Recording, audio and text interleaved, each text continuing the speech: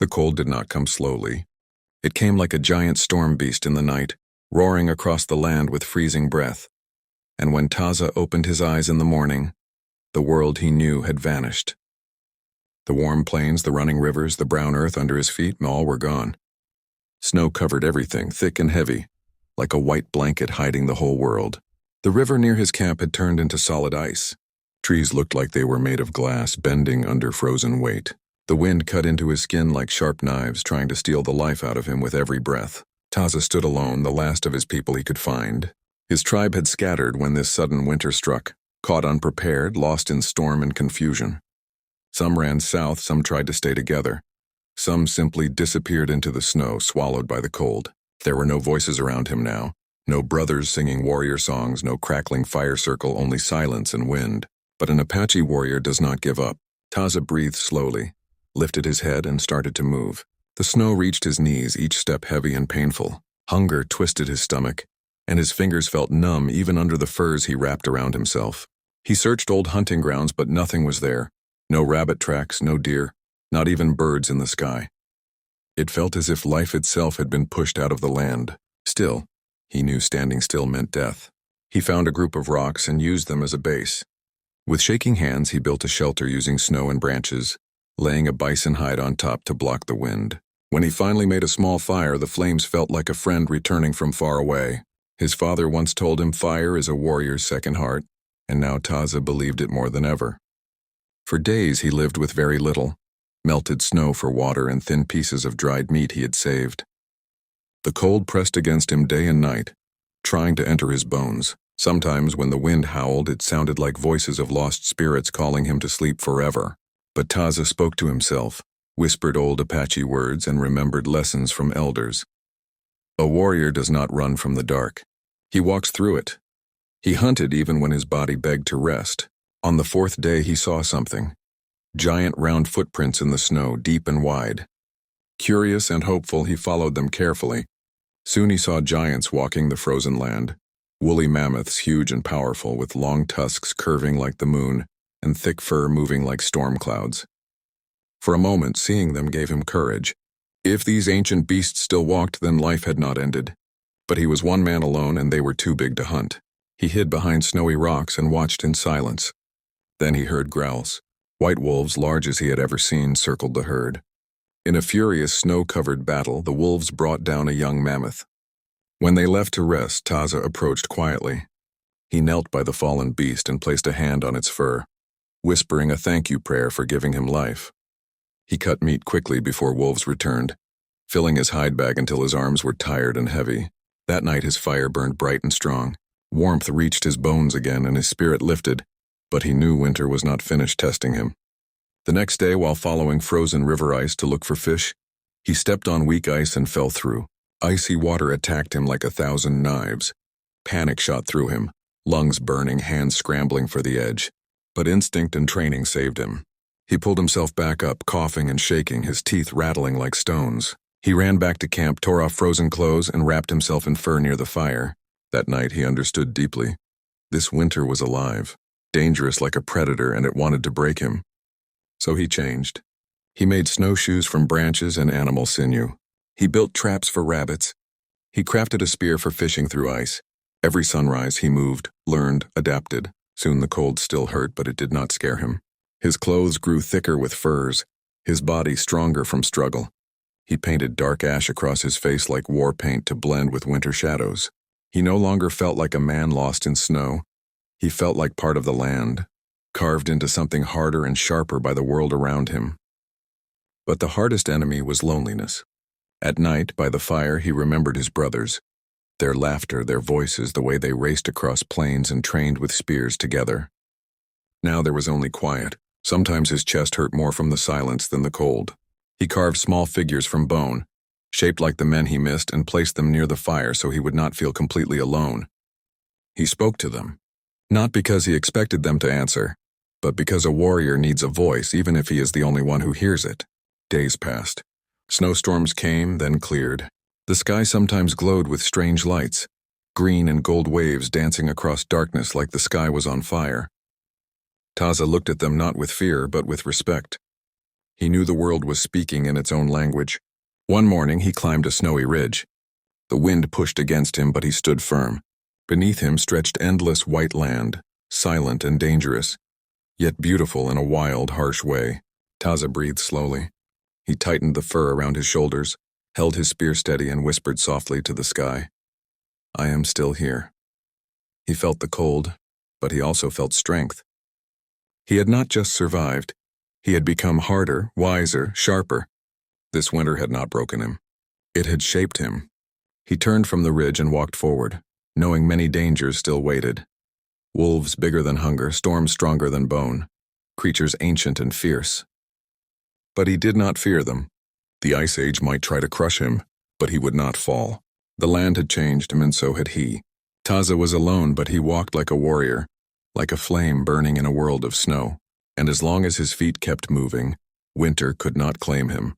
Not today, not ever. He would keep going, keep fighting, until he found others or until the earth itself stopped breathing. He was Apache, son of the plains, born from the sun and shaped by storm, and no cold could take the fire from his heart. Taza woke to the sound of crunching snow, a slow, heavy sound like something careful was circling his shelter, and his instincts sharpened immediately.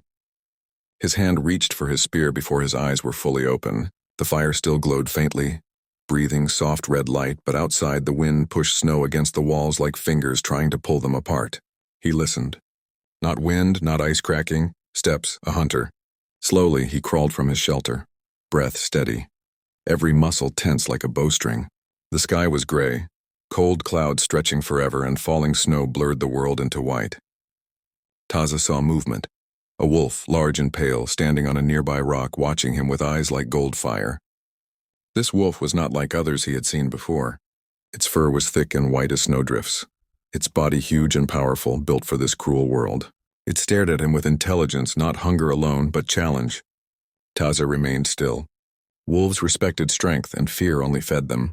After a moment, the wolf lowered its head and disappeared behind ridge, leaving nothing but faint prints in the snow. Taza exhaled slowly. The ice world grew harder each day, and everything living in it grew harder too. He packed his shelter, wrapped the mammoth hide around his shoulders, took dried meat from a pouch, and moved on. A man who stayed in one place too long became prey, or disappeared under snow like forgotten stone. He walked through thick cold that felt almost alive, crawling into his bones like it wanted to live inside him. The world was silent except for the crunch of his steps, wind whispering through endless ice valleys, and the occasional distant cry of an eagle searching for food. Hours passed. Hunger returned, and Taza searched for signs. Rabbit tracks, broken branches, anything.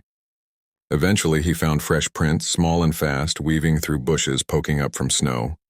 He followed quietly, using tree shadows to hide. When he spotted the rabbit, he breathed deep, aimed his bow, and fired. But before the arrow struck, a blur of white fur flashed through the snow. A wolf leaped and snatched the rabbit in its jaws. It was the same white wolf from dawn. For a moment they stared at each other again. This time snow swirled between them, and the world felt still, like winter itself was watching. Taza lowered his bow. He would not fight for such a small meal, not today. The wolf blinked, then turned and trotted deeper into the forest. Taza followed at a distance, not to chase prey, but because something deep inside told him this wolf was a sign. A path, maybe even a teacher. Apache warriors learned not just from men, but from earth, sky, and beast. As he tracked silently, the air suddenly shifted. He smelled danger, the thick, musky scent of a predator. Then he heard it. A growling rumble, heavy footsteps, snow falling from branches as something massive moved. A giant cave bear emerged from the trees. Fur dark, paws huge as shields, claws long and black. Its breath came in hot clouds, steam against the frozen air. The white wolf appeared too, circling the bear, snarling, daring it to move. But this bear was king of ice, a mountain of muscle and rage. It swung its paw and snow flew like a storm. The wolf dodged, but barely. Taza knew he should leave. No man fought such beasts and lived. But he felt something stronger than fear. Duty, honor, spirit. That wolf had hunted on his land, challenged him, and in another world they might be enemies. But here in this frozen world, there were only two kinds of beings. Those who stood together and those who died alone. Taza gripped his spear. "Spirit guide or enemy," he whispered. "We fight together now." He moved quickly, staying low, breath controlled. The bear lunged for Wolf, jaws snapping, and in that moment Taza struck, driving the spear into the bear's side with all his strength. The bear roared, a sound so powerful it vibrated through the ice like thunder. It turned toward Taza, eyes burning with pain and fury. Taza dodged, but the bear's swing clipped his shoulder, sending shock of pain down his arm. Snow filled his mouth as he rolled. He stood again, dizzy but alive. The wolf leaped forward, biting the bear's neck, teeth sinking deep. Blood-stained snow like red flame. The bear roared again and slammed its body, crushing Wolf against tree. Wolf yelped in pain. Without thinking, Taza ran forward, grabbed his spear again and drove it into Bear's throat. The bear thrashed, claws ripping Taza's leg, but Taza held firm, pushing deeper until Bear's strength weakened and its massive body collapsed into snow. Silence returned slowly, thick and heavy. Taza fell to one knee, breathing hard, blood dripping from his arm and leg. The wolf lay still near tree, breathing shallow, fur marked with red. Taza crawled to it. They looked at each other, warrior to warrior. Taza touched the wolf's neck gently. "You fought like a great spirit," he whispered. The wolf did not growl or bare teeth. It closed its eyes, trusting him. Taza tore cloth from his clothing and pressed it to Wolf's wound. He knew this world took life easily, but he also believed that saving life when possible gave strength to spirit. "Rest," he murmured. "We both earned it." He dragged branches, built a fire near corpses of battle, and sat beside Wolf and Flame. He cleaned wounds on his arm and leg, then roasted small piece of bear meat. Night came slowly, sky turning deep blue, stars shining like cold diamonds. Snow fell again, quiet and soft. The wolf lifted its head once, looked at him, then rested again. In fire's glow, Taza felt something strange. Not loneliness, not fear, but connection. This land was trying to kill him every moment, yet he felt alive in a way he never had before. Pain in muscles, breath in chest, warmth of fire, frost on beard, the steady heartbeat of earth under snow. Everything felt real, sharp, meaningful. He whispered to night sky, "I am still here. I will stay here. I will not break." The wind answered with a low howl like spirits of ancestors approving his vow. He looked at Wolf one more time and spoke softly. "Tomorrow we walk again." Then, under frozen stars, Taza closed his eyes and slept. Warrior beside warrior, fire between them, winter surrounding them like a silent army waiting for dawn. Taza woke before the sun, though in this frozen world the sun felt like a shy ghost that rarely showed its full face. His body ached from the long night, bones stiff from cold, but his spirit felt steadier than before. The company of the mammoth herd gave him a strange kind of hope. Ancient giants still walked the earth, and where they survived, he could too. Still, he knew this world did not offer kindness simply because one breathed.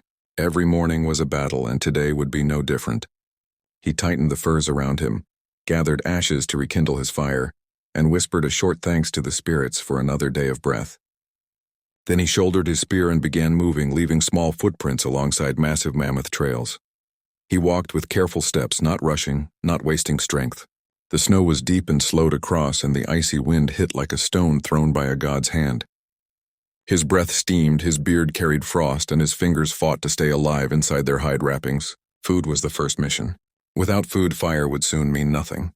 He found frozen shrubs, chewed old dried roots he'd saved, and kept his eyes sharp for tracks. Hours passed. Only the crunch of snow answered him, until he finally saw hope. Tracks of a snow hare, small prints zigzagging toward a cluster of rocks. Quiet as falling snow, he crouched, lifted his simple stone-tipped spear, and listened. He heard faint nibbling, saw the twitch of white fur. With a swift throw, his spear flew, striking true. The hare fell still. It was small, but in this world, even small victories kept men alive. Taza whispered thanks to its spirit, cleaned it quickly, and tucked it into his fur wrap. He did not celebrate. Survival left no room for pride, only for awareness. Where prey walked, predators followed. Not long after, he found those predators. He heard them first, low growls carried by wind. Wolves. Not the lone stalker he had faced days ago, but a pack. Their prints spread wide, circling, studying the mammoths ahead. They stalked the herd, waiting for weakness. Taza's heart beat faster, not from fear alone, but from respect. Wolves were like warriors, smart, patient, deadly. A young mammoth, not fully grown, walked slightly behind the rest, injured leg dragging. The wolves had chosen their target.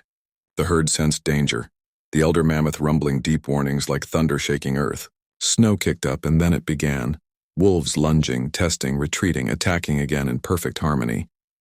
The young mammoth fought, trumpeting in fear and pain. Taza watched from a distance, unable to interfere. Nature was harsh, and he knew this was the law of life. But he did not look away. Every struggle taught something. Every death had meaning. The wolves finally succeeded, pulling their prey down. The herd moved on reluctantly, leaving the fallen behind. Taza waited until the wolves finished their first feast and moved off to rest, lying in snow to digest their hunt. Then he approached carefully, spear ready. The wolves growled but were tired and full, and after a tense moment they backed away, allowing him space. He cut strips of meat, knowing this gift of life came from struggle, not his own. He worked fast. The cold kept the meat fresh, but wolves could return any time. He took what he could carry and left bones for the forest spirits and other hungry creatures. Survival was not about taking everything. It was about taking only what you could honor. With fresh meat, he returned to shelter, moving steadily. The wind carried scents strong enough to attract danger. By the time he reached his small camp, the sky had begun to darken. Not night yet, but the heavy gray that warned of approaching storm. Snow swirled again like spirits rising from ground. He built fire quickly, warming his raw fingers and face, then roasted strips of mammoth meat on sharpened sticks. Fat sizzled, steam rising in comforting waves. The first bite nearly brought tears. Warm food in a frozen world tasted like memory, like home, like life itself refusing to bow.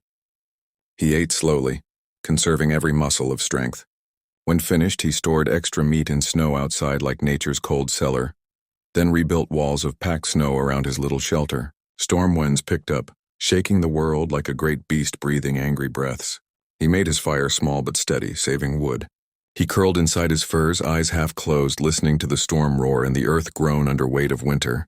His mind drifted to his brother Kanaya, his brave, stubborn, mighty older brother who once swore they would face every storm together.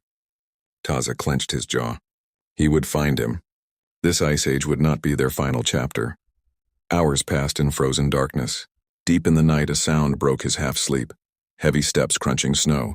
Bigger than wolf, slower than elk. He gripped his spear, breath silent. A shadow moved outside, enormous shoulders outlined by moonlit snow. A great cave bear, fur thick and dark, nose lifted as it smelled the meat stored outside. Every instinct in Taza screamed danger. He stayed silent, unmoving. If he fought now, he would die. Slowly, the bear sniffed around, tore at snow, found meat, and began eating. Taza waited, muscles tight as bowstring, ready to defend himself only if forced. The bear finished, snorted, and walked away, footsteps fading into wind. Taza exhaled, body shaking not from cold but from the giant presence of death that had come so close and chosen to pass. Strength was not always battle. Sometimes strength was stillness, patience, and knowing when not to fight. Morning came quietly. The storm passed, leaving world pure white again.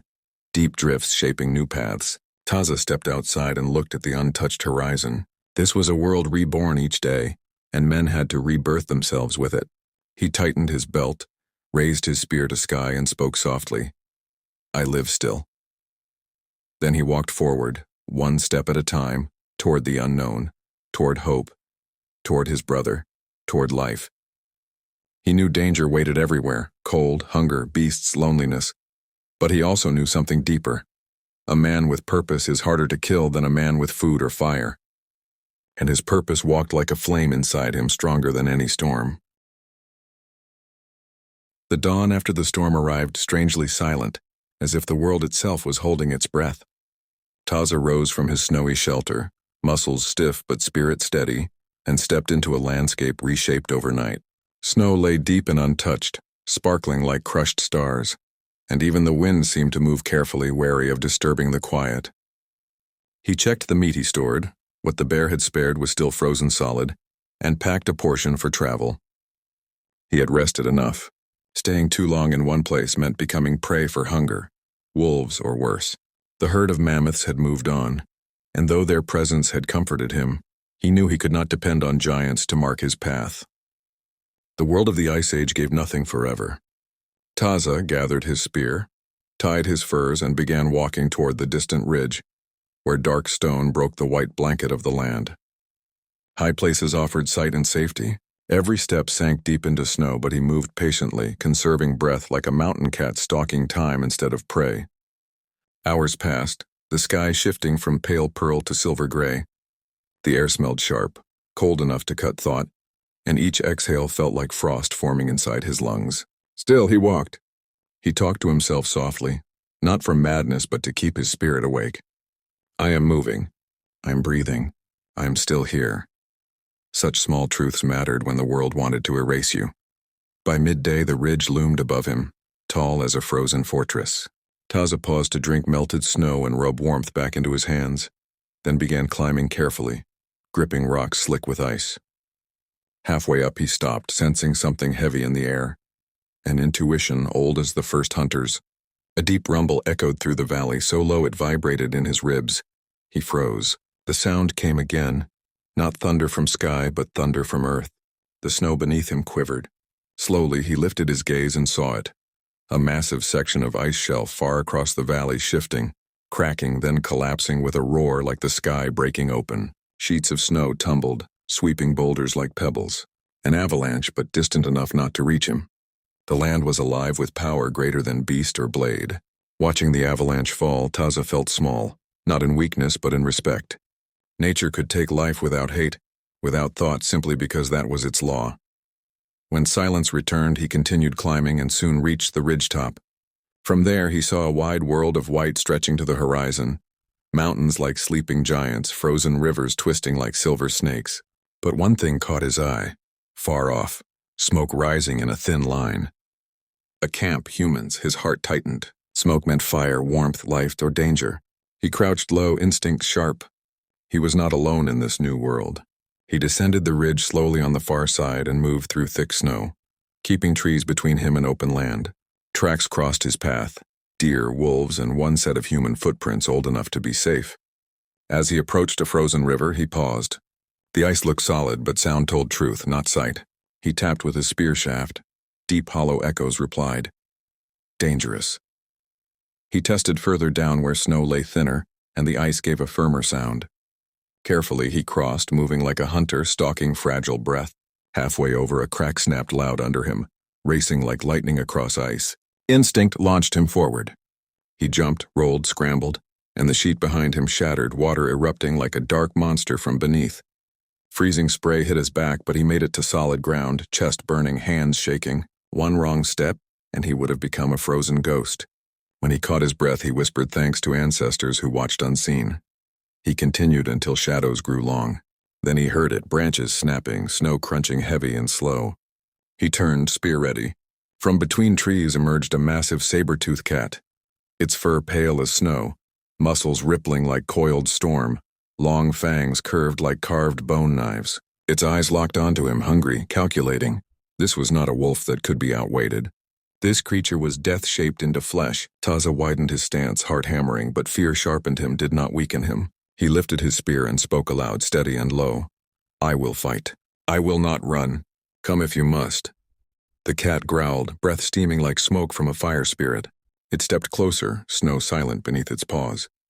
Taza backed slowly toward a tall fallen tree trunk, the high ground, a place to defend. The cat lunged suddenly, fast as wind, but Taza rolled aside, thrusting his spear as he moved.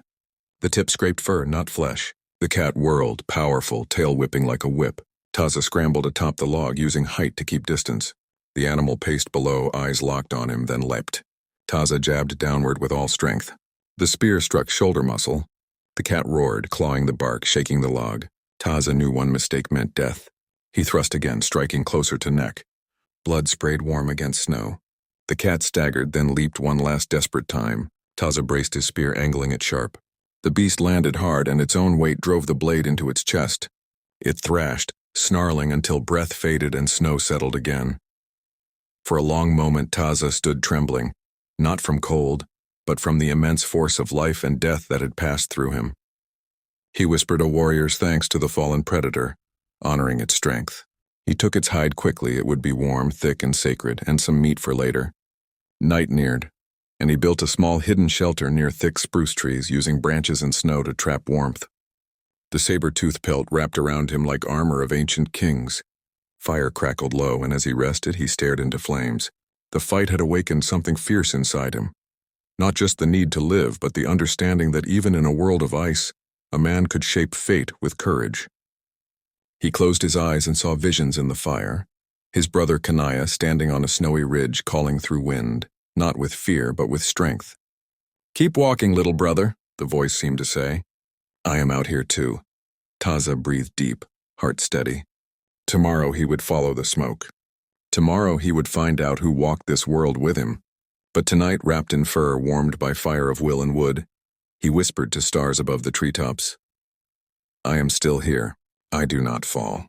I am not done." And the frozen world, silent and ancient, listened.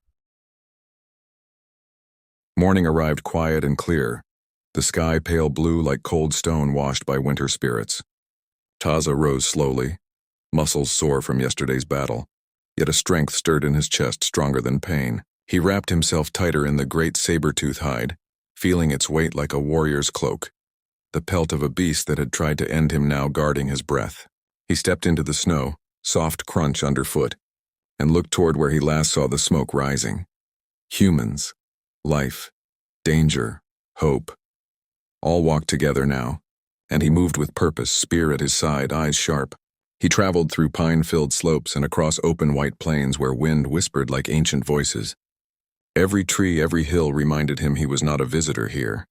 He belonged to the land, and the land tested him because it wanted only the strongest to walk it. His breath formed clouds, frost collecting in his beard, but his spirit stayed hot like fire.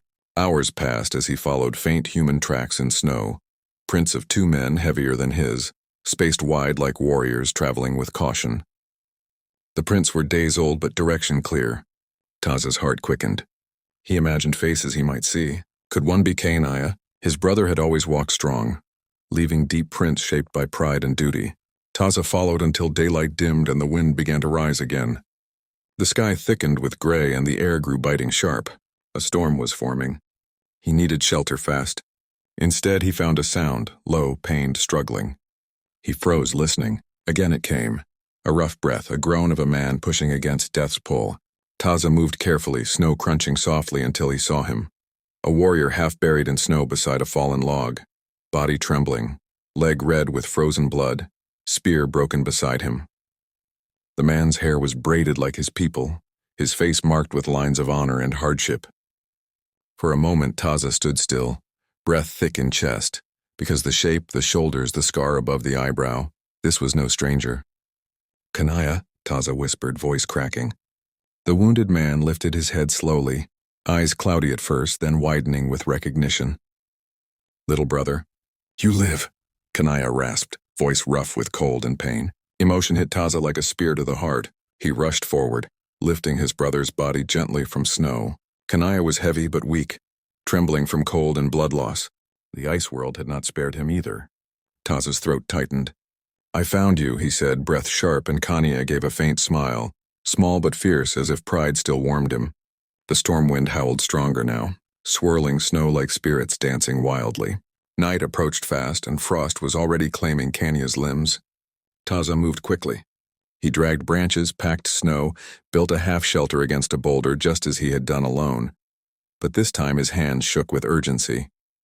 He lit fire with dry bark and flint, shielding flame with his body until it grew steady. He wrapped his brother in furs, pressing warmth to him, sharing body heat just as they did as boys under desert stars long ago. "Oh, I thought I lost you to the white world," Taza whispered. Kanaya breathed slowly, gaze tired yet determined. "I walked and walked. I fought hunger, fought beasts, but a great elk. Its antlers struck me. I fell from ridge. Thought my story finished."